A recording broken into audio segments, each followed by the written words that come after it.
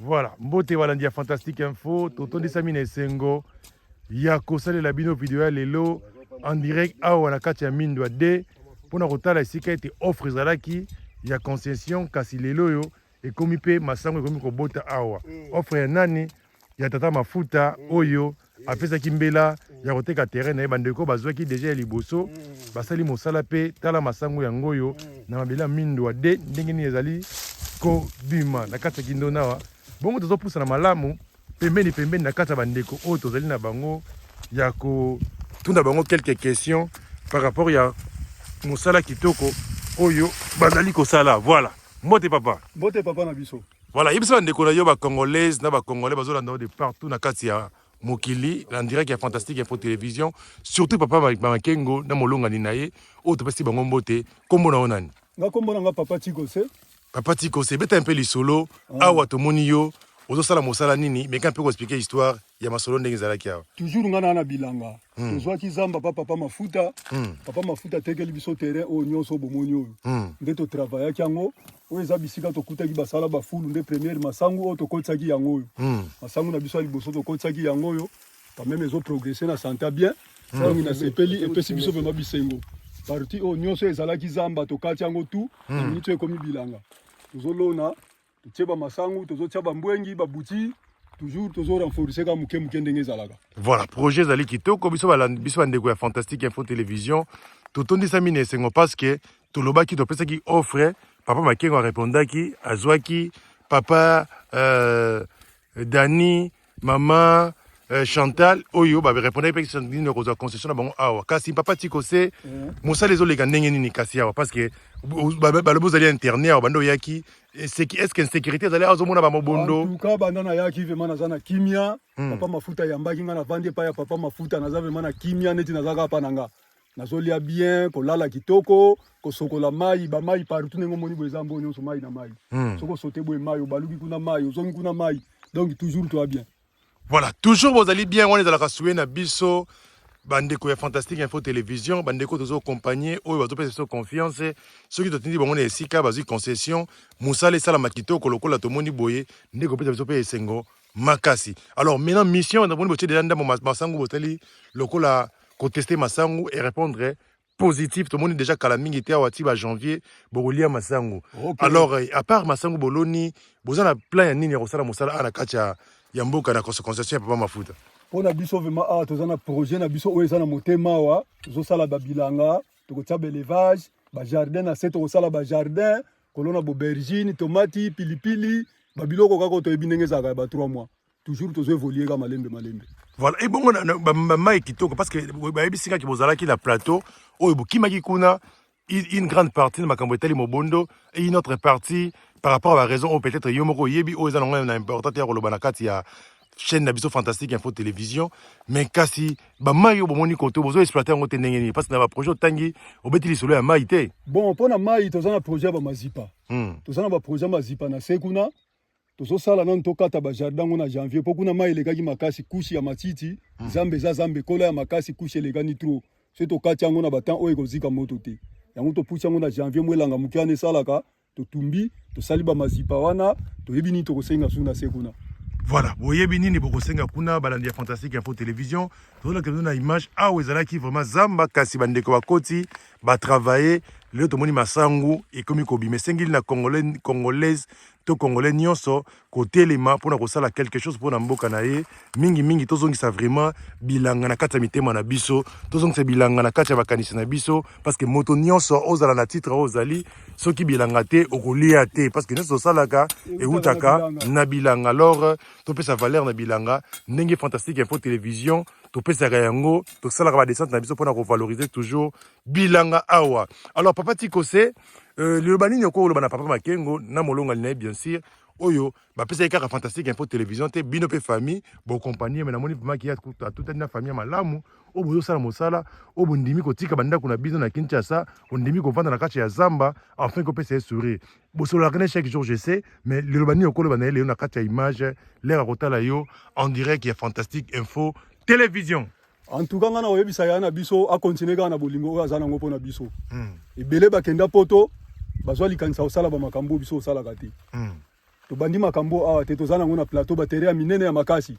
yango nde esalaka ti ntango tokomi tokuti siko awa tere ya zamba yango tolingi siko topesa nao makasi kote ya zamba ezali tokosala bamazipa tokosala bajardin tozosala toujours bilanga nde tovivaka toujours na plateau. En tout cas c'est bon, nzambe apambola ye apesa ye ebele susu esika aza tobakisa susu babilanga ebele pour ke bakokololo balanda nsima na biso batikala susu bien olenge biso tozali. Voilà, batikala malamu olenge bozali kasi papa tiko se motuna la rotuna yo peut-être il y a un secret oyo bino bozala na papa Makengo komona bozali famille bozo travailler très bien. Secret zali nini pour na yo omeka ko travailler malamu bongo peut-être bande ko musu bazala na besoin de travailler bande ko na bango mais marche raté peut-être bazala ka na lolenge musu we simba raté mais yo na ndeko na bozo travailler bozo nazo mona na Hollande depuis longtemps mais nazo mona bozali vraiment na harmonie pe makambo zo le malamu. Secret zali nini oyo ko ko lobela bande ko musu pe bazali na poto na bande ko peut-être ezo simba bien te. Secret zali nini? Secret na biso zaka bolingo. Bolingo tozala bomoko ndenge biso toza tosangana tokoma eloko moko awa biso nde toza yaza musika yazotia bambongo na ye biso nde fo tosala mosala po epe lobi asepela bolingo nde yango esalaka po tokontinue misala ekende liboso. Voilà. Moko na biso nde ezoumela. Voilà. Bolingo nde esengi mosala ekende liboso tozabe papa mafuta yazali moko andimi kondima Fantastique Info Télévision andimi pe bandeko na ngai oyo baye na kombo ya Fantastique Info Télévision kotanga kombo ya papa Makengo kotanga kombo ya papa Jean kotanga kombo ya mama Chantal na depuis Allemagne oyo baye na stima na kasi po adopter bango lokola batu na yo. Bonne santé papa mafuta. Ah naza très bien papa journaliste naza très bien vraiment naza bien naza na kata concession na ngame o na tele papa Makengo. Elongwe ya yo. Elongwe na ngao. Na motema mobimbo za na esengo. Mwana na esengo ye pe exploiter sala misala ne makasi awa. Papa mafuta ngai. Voilà papa mafuta yeyo tungape la peso sudo merci parce que oyambi bandeko oyo baye na sima ya kombo na ngai kasi yo yambi bango. Alors omoni mosala la bango ndenge nini bazo sala? Bon mosala ba sala kitoko vraiment kitoko elongo na ba moyen pa Makengo azocha bango pe mosala vraiment tolanga kitoko vraiment. Encadrement nini to conseil nini omonaki kotalisa bango na ndenge expérience parce que umeli na kati ya mboka wa osomba concession depuis tango ya kala eloko nini miko yebisa bango kenda ba meka kosala pona ba je appelle le meilleur parce que kosala boye mbongo ezobima nga déjà Fantastique faut ko yabwe na tambola pamba te papa Makengo abimisi mbongo pona na koma. Bon pour la conseil on pesa bango awa biso période ezalaka lokola plateau de batekete awa baliti masango atiembwengi na 12e mois awa moi si nanga ilongo na bango bazosala misala onyo ba confirme musala mingi pa moi si nanga magode ndo ebe pa Makengo ebisi bango ni na 12e mois to kata kolona mbutu batiaka na cerclage kolona mbutu ni buti et pour laka biso koto bazongela biso na janvier mais bambuto bakata kiawa mais qu'un peu kotalisa ngona malamu olobi likamoko ezali très capital mo lobengo na lombango mingi bandeko basimbi te.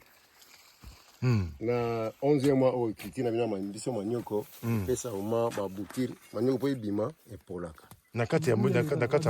na kati ya na matere na biso asiko batika ka lokona cerclage mais mbwenyi balona na bango batika na cerclage sili après na janvier et pour rapport ni maile ka kibele mai abondance ya mbula ele ka koto mingi en tout cas ma bele vraiment comme ka kilo mingi mute polaka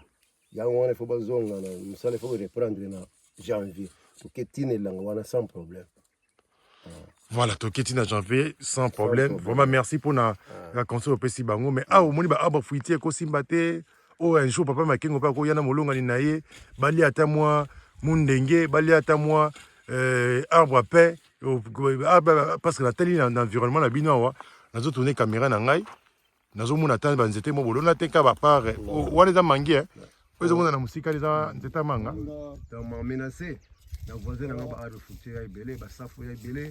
ba savuga ezali ibele en tout cas le kola sombi terrain na arbre fruitier nyonso tia a ikosimba sans problème soka tie mo ikosimba suivi faut sarglage de la sarglage bala na sarglage arbre fruitier nyonso simba. Voilà, merci beaucoup papa Mafuta. Alors liloba ya suka o ki kolobela na bandeko na bazotala yo o bazape la posa ko investir awa na kati ya mboka na biso kasi bazokutana na batamalamu te yo koloba nini? En tout cas, le mona suka eza boye bandeko ba kuna tala caméra s'il vous plaît. Ça là tout vraiment. Bon l'exemple par Makengo. Pour la Fantastique télévision, pour la pas lycée. Pour y vraiment na zomona en tout cas makambo bozo pesa ezoleka kitoko na vie il n'y a jamais trop tard soko mesure de place na yo pension na poto te yi awa yi va na concession na yo osale makambo na yo soko na posa ozwa ba terrain na yo awa pa mafuta pa za mieux placé ba terrain to na mo belé awa eza sans problème ozwi terrain kwa pa makinga nga ziboyi conflit zate problème ezate apesa no conseil boya ebele bo investir côté na biso voilà bozo ba concession na bino bozo exemple ya maman Marthe oyo auti na kati ya mboka ya Paris akasi azovanda na kati ya ferme na ye na kati ya village Kimbia vanga ayebi prix ya flat te avali azo respirer air moko ezali ya kitoko ma alors maître Tikose yo to confiance nyonso de la rapana yo parce que bilembo na yo zo sala ezomona na malilo basuko koloba ndenge nini na bandeko na musu baza pe ba difficulté pour na ko investir na mabilanga yo étant que mutu ya ozali sur le terrain ozo sa musala koloba nini opesa bango tolini en tout cas pona ngana bandeko oyo bazana souci ya kosala musala ya bilanga en tout cas vraiment baya ebele to sala misala to meka otombola pe mo lokumba mboka Congo po muke obiso to sala katango ezokende na Kisasa bazoteka bazolia isala ka pe mo implice na kosunga mo population donc ilusungi mbimba to sala kana kati ya libota na biso ekolo yango oyo boya to sala misala to meka otombola mboka biso to ça toujours na musala voilà toza toujours na kati ya musala awa on dirait qu'il y a mboka ya Kindona esika tozo salama tolingi pe mama na biso kuna mbote oyo ayaki depuis mikolo ebele na musala kitoko ye wana azokima na ye caméra mama azosala musala kitoko tolingi to féliciter ye par rapport à musala oyo azali kosala vraiment topesi ye ba félicitations par rapport ya dévouement na ye banda ayaki awa aza toujours kosala musala donc papa Bakengo azali vraiment bien accompagné pe ba résister malamu yango oyo ekomona na vraiment Nzambe apambola mboka na biso Nzambe apambola ba Congolais nyonso esika ezwami bango tokutani vumala ya sima ezalaki mbongo votre humble serviteur ambassadeur de la terre Lucien Bokite tolobi biso nyonso bye